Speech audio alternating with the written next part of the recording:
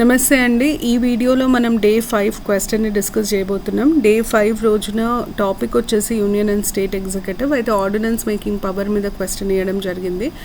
బేసిక్గా క్వశ్చన్ ఏంటంటే promulgation of the ordinance was meant to take immediate legislative action in the recess of legislature.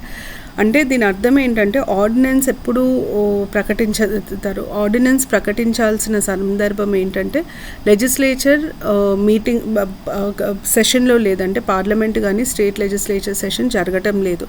పరిస్థితి ఎంత విషమంగా ఉందంటే ఏదో ఒక చట్టం ప్రకటించకపోతే ఆ పరిస్థితులలో దానికి అనుగుణమైన చట్టం ప్రకటించకపోతే చేయి దాటిపోయే పరిస్థితి.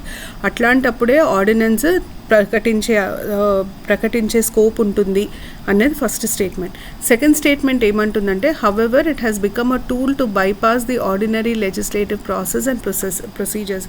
దీని అర్థం ఏంటంటే ఇప్పుడు పరిస్థితి ఏడికి వచ్చిందంటే ఆర్డినెన్స్ మేకింగ్ పవర్ అన్నది లెజిస్లేచర్ లా చేసే పరిస్థితులలో లేనప్పుడు మాత్రమే వాడాలి. అంతేగాని లెజిస్లేచర్ ప్రాసెస్ని అంటే లా మేకింగ్ ప్రాసెస్ చట్టం చేసే పద్ధతిని పక్కకి పెట్టి చట్టం చేసే విధానాన్ని పక్కన పెట్టి ఆర్డినెన్సే డిక్లేర్ చేసే పరిస్థితి వచ్చింది. కమెంట్ అంటే మీరేమనుకుంటున్నారు, ఈ స్టేట్మెంట్స్ మీద మనకున్న అవగాహన మన ఆలోచనని రాయాలి.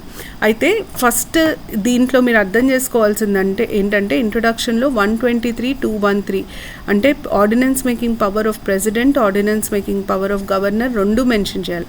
ఎందుకు రెండు మెన్షన్ చేయాలని చెప్తున్నా అంటే ప్రెసిడెంట్ గవర్నర్ ఇద్దరు ఆర్డినెన్స్ మేకింగ్ పవర్స్కి సంబంధించింది. ఇక్కడ వాళ్ళు ప్రెసిడెంటా గవర్నర్ అని స్పెసిఫై చేయనప్పుడు ఇద్దరు ఆర్డినెన్స్ మేకింగ్ పవర్ గురించి జనరల్గా రాయాలి. అయితే ఏమని మొదలు పెడతామంటే ఈ ఆర్టికల్స్ కింద వీళ్ళకి పవర్ ఉంటుంది. ఎప్పుడు ఆర్డినెన్స్ డిక్లేర్ చేయొచ్చు, రెండు కండిషన్స్ ఉంటాయి. మొదటి కండిషన్ ఏంటంటే నాట్ ఇన్ సెషన్, పార్లమెంట్ కానీ స్టేట్ లెజిస్లేచర్ కానీ సెషన్లో లేనప్పుడు, మరియు అండ్ అది ఆర్ కాదు అండ్ చాలా important. There is a need for immediate action. పరిస్థితి ఎంత చేదాటిపోయింది అంటే మనం అర్జెంటుగా ఏదో ఒక యాక్షన్ తీసుకోవాలి, ఏదో ఒక దారి చూసుకోవాలి. దాన్ని ఇమీడియట్ యాక్షన్ అని అంటారు. దీనికి బెస్ట్ ఉదాహరణ మీకు గుర్తుండుంటే 2012లో నిర్భయ ఇన్సిడెంట్ జరిగింది డిసెంబర్లో. ఆ ఇన్సిడెంట్ ప్రజలను ఎంత కలిసివేసిందంటే ప్రజలు వాలంటరీగా రోడ్డు మీదకి వచ్చి ప్రొటెస్ట్ చేయడం స్టార్ట్ చేశారు. రోడ్ల మీద కూర్చున్నారు. ఇండియా గేట్ దగ్గర పెద్ద ప్రొటెస్ట్ జరిగింది. ఢిల్లీలోనే law and order issue raise అయ్యే పరిస్థితి వచ్చింది. అందుకనే పార్లమెంటు సమావేశం మొదలయ్యే వరకు ఆగకుండా నిర్భయ చట్టాన్ని ఆర్డినెన్స్ రూపంలో తీసుకొచ్చారు ముందు. తర్వాత నిర్భయ చట్టం వచ్చింది. అంటే పరిస్థితి అంత విషమంగా ఉంది. మనం లెజిస్లేచర్ మీటింగ్ స్టార్ట్ అయ్యే వరకు ఆగే పరిస్థితి లేదు. దాన్ని ఇమీడియట్ యాక్షన్ అని అంటారు. ఈ రెండు కండిషన్స్ ఫుల్ఫిల్ అయితేనే ఆర్డినెన్స్ ప్రకటించవచ్చు. అయితే ఇప్పుడు మిస్యూజ్ ఎందుకు అవుతుంది అన్నది మాట్లాడదాం. ఈ మిస్యూజ్లో రెండు మెయిన్ రీజన్స్ ఉన్నాయి. అవి చెప్పే ముందు లా మేకింగ్ ప్రొసీజర్, చట్టం తయారు చేసే విధానం ఎందుకు ముఖ్యమైనది, ఎందుకు దానికి ఉన్న ప్రాముఖ్యత, విశిష్టత ఏంటి, why is law making procedure significant, అది మీరు అర్థం చేసుకోవాలి. లా మేకింగ్ ప్రొసీజర్ ఎవరు చేస్తారు, లా ఎవరు చేస్తారు అంటే పార్లమెంట్లో ఉండే సభ్యులు లేదా స్టేట్ లెజిస్లేచర్లో ఉన్న సభ్యులు ప్రజలచే ఎన్నుకోబడ్డ సభ్యులు. అంటే డెమోక్రసీలో లా మేకింగ్ అన్నది ఎప్పుడైనా పీపుల్స్ రిప్రజెంటేటివ్సే చేయాలి. ఎందుకంటే వాళ్ళని ప్రజలు ఎన్నుకున్నారు పని కోసం. సో పీపుల్స్ రిప్రజెంటేటివ్స్ చేస్తారు. లా మేకింగ్ ప్రొసీజర్లో చాలా డిబేట్స్, చాలా డిస్కషన్స్ అంటే చర్చలు జరుగుతాయి. ఇప్పుడు పార్లమెంట్లో ఒక చట్టం గురించి చర్చ జరిగినప్పుడు ఆ చట్టంలో ఉన్న అవకతవకలు, మంచి చెడులు ఇవన్నీ చర్చకు వస్తాయి. ఈ చర్చ పబ్లిక్ డొమైన్లోకి వస్తుంది. ప్రజలకి తెలుస్తుంది, ఆహా ఈ చట్టంని తీసుకొస్తున్నారు, ఈ చట్టంలో ఈ ప్రొవిజన్స్ ఉన్నాయి, ఇది మంచి ఇది చెడు అన్న ఒక అవగాహన కలుగుతుంది. ఆ అవగాహనతో ప్రజలు దాన్ని హర్షిస్తారు, స్వీకరిస్తారా తిరస్కరిస్తారా కూడా మనకు తెలుస్తుంది. లా మేకింగ్ ప్రొసీజర్ చాలా ఇంపార్టెంట్, డెమోక్రసీకి ఇంపార్టెంట్.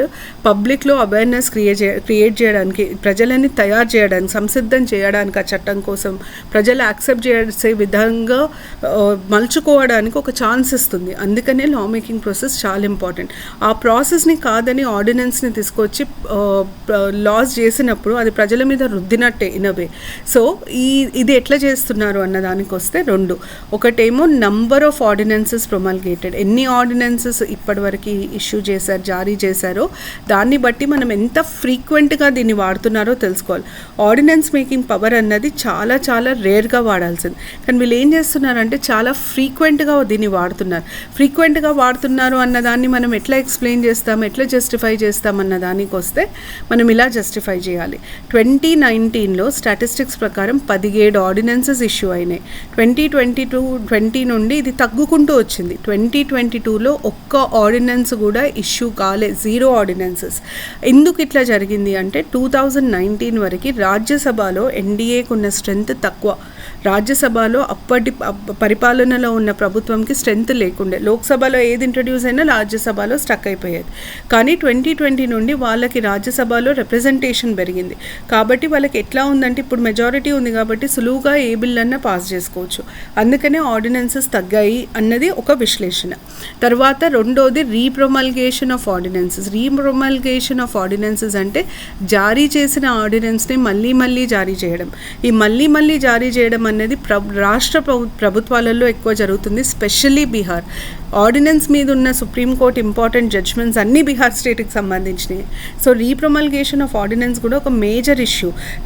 ఏమవుతుందంటే ఆర్డినెన్స్ వస్తుంది, 6 నెలలలో లెజిస్లేచర్ దాన్ని కన్సిడర్ చేయాలి. 6 నెలలలో లెజిస్లేచర్ చట్టసభకి దాన్ని పంపకుండా మళ్ళీ దాన్ని రీఇష్యూ చేస్తారు. అట్లా ఒకటే చట్టాన్ని 10 ఏళ్ళు రీఇష్యూ చేయించారు బీహార్లో. సో ఇది కరెక్టేనా? ఇది తప్పు. ఎందుకంటే ఆర్డినెన్స్ మేకింగ్ పవర్ అన్నది ఒక ఫిల్అప్ గ్యాప్ లాంటిది. అంటే ఒక ఎట్లా అంటే దాన్ని అవసరం ఉంటేనే వాడాల్సింది, కానీ దాన్నే వాడుకుంటూ లెజిస్లేటివ్ ప్రాసెస్ని పక్కకు పెట్టేయడం రీప్రొమల్గేషన్ ఆఫ్ ఆర్డినెన్స్ అంటే.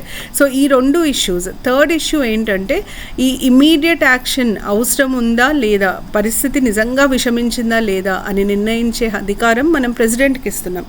ప్రెసిడెంట్కి ఇచ్చినప్పుడు ప్రెసిడెంట్కి కానీ గవర్నర్కి ఇచ్చినప్పుడు దానికి ఏం నిబంధనలు లేవు. ప్రెసిడెంట్ అనుకుంటే అది అవసరమైన పరిస్థితి. ప్రెసిడెంట్ అనుకోవడం అంటే ఏంటి, క్యాబినెట్ అనుకుంటే అది అవసరమైన పరిస్థితి అయిపోతుంది. సో దాని మీద నిబంధనలు లేనప్పుడు దాన్ని మిస్యూజ్ చేసే స్కోప్ ఉంటుంది. ఈ 3 పాయింట్స్ హైలైట్ చేయాలి. చేసిన తర్వాత వీటికి సమాధానంగా అంటే ఈ మిస్యూజ్ని ప్రివెంట్ చేయడానికి ఏమైంది, సుప్రీంకోర్టు జడ్జ్మెంట్స్ ఉన్నాయి. సుప్రీంకోర్టు చాలా ఇంపార్టెంట్ జడ్జ్మెంట్స్ 3 ఇచ్చింది. ఒక జడ్జ్మెంట్లోనేమో ప్రెసిడెంట్ ఇమీడియట్ యాక్షన్ అని చెప్పి ఆర్డినెన్స్ ప్రకటించినప్పుడు ఆ ఇమీడియట్ యాక్షన్ నిజమా కాదా అని న్యాయ సమీక్ష చేసే హక్కు కోర్టుకుంటుంది, అంటే జ్యుడిషియల్ రివ్యూ చేసే హక్కు కోర్టుకుంటుంది అన్నది ఒక జడ్జ్మెంట్ అయితే, రెండో జడ్జ్మెంట్ వచ్చేసి ఆర్డినెన్స్ అత్యవసర పరిస్థితులలో మాత్రమే జారీ చేయాలి. మూడో జడ్జ్మెంట్ రీప్రొమల్గేషన్ ఆఫ్ ఆర్డినెన్సెస్ ఉండకూడదు. ఒకవేళ ఆర్డినెన్స్ని రీప్రొమల్గేట్ చేస్తే అది కాన్స్టిట్యూషన్ని మోసం చేసినట్టే, ఆర్డినెన్స్ రీప్రొమల్గేషన్ చెల్లదు అని చెప్పి సుప్రీంకోర్టు చెప్పడం జరిగింది.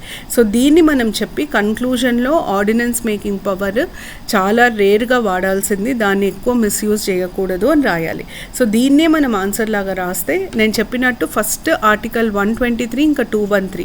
దాని తర్వాత originally it was conceived as an emergency provision and was expected to be used rarely, కానీ over a period of time regular usage start అయింది. ఇక్కడ నేను డేటా ఇచ్చాను చూడండి. దాని తర్వాత రీప్రొమల్గేషన్ ఆఫ్ ఆర్డినెన్సెస్ ఒక పెద్ద ప్రాబ్లం అయిపోయింది. ఈ Krishna Kumar Singh versus state of Bihar 2017లో వచ్చిన జడ్జ్మెంట్ చాలా important. Repromulgation of ordinances is a fraud on the కాన్స్టిట్యూషన్ని మోసం చేసినట్టే అని చెప్పి సుప్రీంకోర్టు చెప్పడం జరిగింది. తర్వాత the requirement for the president satisfaction before promulgating an ordinance provides scope for potential misuse. Immediate action ఉందా లేదా అన్నది ప్రెసిడెంట్ డిస్క్రిషన్ అయిపోతుంది, అది మిస్యూజ్కి ప్రోన్ అవుతుంది. సో దీనికోసం సుప్రీంకోర్టు ఇచ్చిన జడ్జ్మెంట్ ఆర్సీ కూపర్లో ఇమీడియట్ యాక్షన్ అన్నది కోర్టు జ్యుడిషియల్ రివ్యూ చేయొచ్చు, సమీక్ష చేయొచ్చు. DC Wadhwa versus state of Bengal నేను ఇంతకుముందు చెప్పినట్టు అత్యవసర పరిస్థితులలో మాత్రమే ఆర్డినెన్స్ని రీఇష్యూ చేయాలి. Krishna Kumar Singh ordinance power absolute కాదు, కండిషన్స్ సాటిస్ఫై అయితేనే ఇష్యూ చేయాలి. అంటే మనకి ఎప్పుడు పడితే అప్పుడు ఎట్లా పడితే అట్లా ఆర్డినెన్స్ ఇష్యూ చేస్తా అంటే కుదరదు. Thus while the constitution provides the president and governor with the power to issue ordinances in exceptional circumstances, the ordinance making power should be exercised in conformity with the supreme court judgements. Supreme court జడ్జ్మెంట్స్లో చెప్పిన విధంగా supreme court ఇచ్చిన guidance ప్రకారమే ఆర్డినెన్స్ని issue చేయాలి. And should be use solely for unforeseen or urgent matters rather than as a means to evade legislative scrutiny. Legislative law making ప్రొసీజర్ని తప్పించుకోవడానికి మాత్రం ordinance issue చేయొద్దు. ఇది ఆర్డినెన్స్ మేకింగ్ పవర్కి సంబంధించిన ఇన్ఫర్మేషన్. ఈ కేస్ నేమ్స్ గ్రూప్ 2కి కూడా చాలా ఇంపార్టెంట్, గుర్తుపెట్టుకోండి. Thank you.